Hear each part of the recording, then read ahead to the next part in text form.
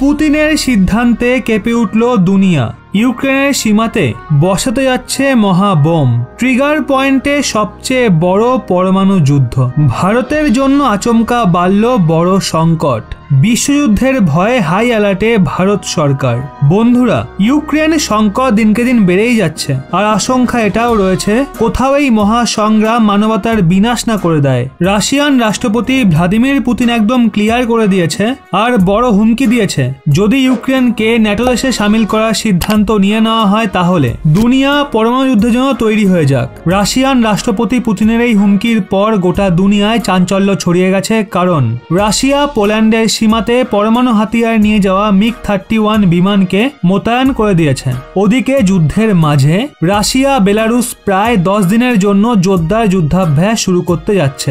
বেলারুসের যুদ্ধাভ্যাস ইউক্রেনের সীমার খুব কাছে হতে যাচ্ছে। তো অন্যদিকে বন্ধুরা, যুদ্ধের মহলের মাঝে রাশিয়া বেলারুসে আগামী 10 দিনের জন্য জোরদার প্র্যাকটিসের সংকেত দিয়ে দিয়েছে। বেলারুসে এই প্র্যাকটিস ইউক্রেনের সীমার খুব কাছে হচ্ছে, যা নিয়ে ডিফেন্স এক্সপার্টরা সতর্কতা দিয়ে দিয়েছে। রাশিয়া এবং বেলারুস এই প্র্যাকটিসের মাধ্যমে ইউক্রেন এবং পশ্চিমী দেশগুলোকে এই সংকেত যায় যে তারা যুদ্ধের জন্য কতটা গম্ভীর রয়েছে। এই প্র্যাকটিসে রাশিয়া 30,000-এর থেকেও বেশি সেনা, S-400 মিসাইল ডিফেন্স সিস্টেম আর 12টা সুখোই 35 ফাইটার জেট মোতায়েন করে দিয়েছে। রাশিয়া এই মহাযুদ্ধাভ্যাসের জন্য জানুয়ারি মাসের মাঝেই নিজের সেনাদের বেলারুসে পাঠানো শুরু করে দিয়েছিল। বন্ধুরা, এই প্র্যাকটিসকে অ্যালাইড রিজলভ নাম দেওয়া হয়েছিল। এই প্র্যাকটিসের মহত্বের আন্দাজ আপনি এর থেকে করতে পারেন, ন্যাটোর মত অনুযায়ী ঠান্ডা যুদ্ধের পর প্রথমবার এত বেশি মাত্রায় সেনা আর হাতিয়ার রাশিয়া মোতায়েন করেছে। রাশিয়া এই মোতায়েন এমন সময় করেছে যখন তারা 1 লাখের থেকেও বেশি সেনা ইউক্রেনের সীমাতে অলরেডি ডিপ্লয় করে দিয়েছে। ওদিকে রাশিয়ার আমেরিকা এবং পশ্চিমী দেশগুলোর সঙ্গে গতিরোধ এখন আরো দ্রুত বাড়তে শুরু করেছে।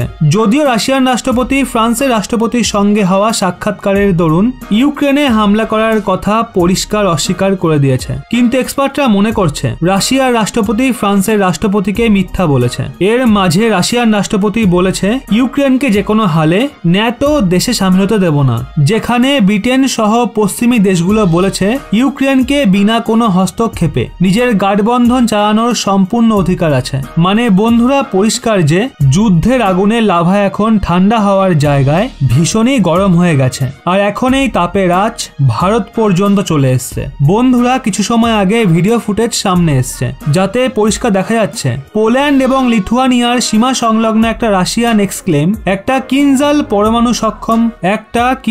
পরমাণু সক্ষম হাইপারসনিক মিসাইলের মোতায়েন দেখা গেছে। ওদিকে পরমাণু বোম নিয়ে যাওয়া মিগ-31 বিমানকেও উঠতে দেখা গেছে, যেখানে পুতিন দাবি করেছে ফ্রান্সের রাষ্ট্রপতি ইমানুয়েল ম্যাক্রোর সঙ্গে ফ্রান্সে তার সাক্ষাৎকার ভীষণই পজিটিভ রয়েছে। ফ্রান্সের রাষ্ট্রপতির সঙ্গে আলোচনার সময় ভ্লাদিমির পুতিন পরিষ্কার করে দেয়, যদি ইউক্রেনকে ন্যাটোয় সামিল করা হয় তাহলে পরমাণু যুদ্ধ শুরু হয়ে যাবে। রাশিয়ার রাষ্ট্রপতি বলেছে যদি ইউক্রেন ন্যাটো দেশে সামিল হয় তাহলে সে পুনরায় ক্রিমিয়াকে দখল করার চেষ্টা করবে আর পরমাণু যুদ্ধ শুরু হয়ে যাবে।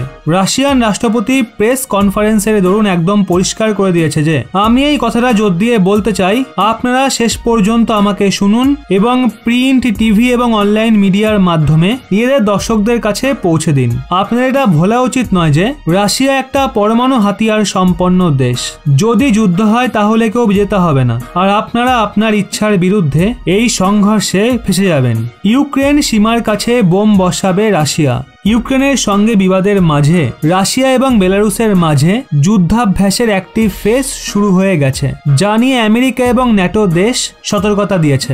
এই প্র্যাকটিস একটা বাস্তবিক হামলার পূর্বে প্র্যাকটিসের রূপ নিতে পারে, বা বেলারুসের সীমা থেকে মাত্র 150 কিলোমিটার দূরে ইউক্রেনের রাজধানীর ওপর দখলদারি করার চেষ্টা হতে পারে। ওদিকে সুরক্ষা বিশেষজ্ঞরা বলেছে রাশিয়া এবং বেলারুসের তরফ থেকে ডিলের দরুন হামলা করতে বা দখল করার চেষ্টা কেবল একটা আশঙ্কা, কিন্তু বিবাদপূর্ণ মহলে কোনো পক্ষ যদি ভুল পদক্ষেপ নেয় তাহলে সেটা সৈন্য ক্রিয়াকলাপে পরিণত হতে পারে। এই সেনাজমায়েত পোল্যান্ড এবং লিথুয়ানিয়াকে পশ্চিমী আর ইউক্রেনকে উত্তরের দিক থেকে ধমকানোর জন্য করা হয়েছে। ওদিকে বন্ধুরা, এর মাঝে আরো একটা নতুন ভিডিও সামনে এসছে, যেখানে রাশিয়ার সব থেকে পশ্চিম ক্ষেত্র কেলিনগ্রাডে মোতায়েন দুটো মিগ-31 এর সুপারসনিক বিমানের মধ্যে থেকে একটাকে উঠতে দেখা গেছে। এই অঞ্চল বাল্টিক সাগর তটে রয়েছে, যা ব্রিটেনের থেকে 800 মাইলেরও কম দূরত্বে মজুত রয়েছে আর ইউক্রেনের থেকে অনেক দূরত্বে রয়েছে।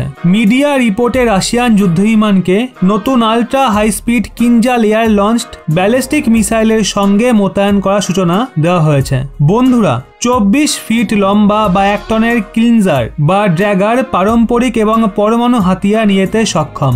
এর সীমা 1250 মাইলের আর এটা এক দেশের সীমার ভেতরে উড়েই ইউক্রেনের সেনাদের ওপর হামলা করতে পারে। ওদিকে বন্ধুরা, এই খবরও রয়েছে সদ্যই MiG-31K যা 1000 পাউন্ড পর্যন্ত গোলাবারুদ নিয়ে যেতে সক্ষম, সেটাকে মস্কোর পূর্বে মোতায়েন করা হয়েছে।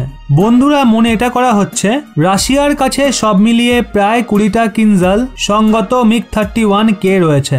বন্ধুরা, ইউক্রেন এবং রাশিয়ার গতিরোধকে নিয়ে জারি বিবাদের মাঝে ভারতের ধারণাকে নিয়ে শোরগোল শুরু হয়ে গেছে। আর লম্বা সময় পর্যন্ত চুপ থাকার পর এখন ভারত সরকার সংযুক্ত রাষ্ট্র সুরক্ষা পরিষদে ইউক্রেন মামলায় রাশিয়ার বিরুদ্ধে আমেরিকার প্রস্তাবে মতদানের থেকে নিজেকে আলাদা রাখে। মানে এটা পরিষ্কার ছিল ভারত এখন রাশিয়াকে সমর্থন করছে। এরই সঙ্গে নিউ দিল্লি শান্তিপূর্ণ আলোচনার মাধ্যমে বিবাদকে তৎকালীন কম করার আপিল করেছে।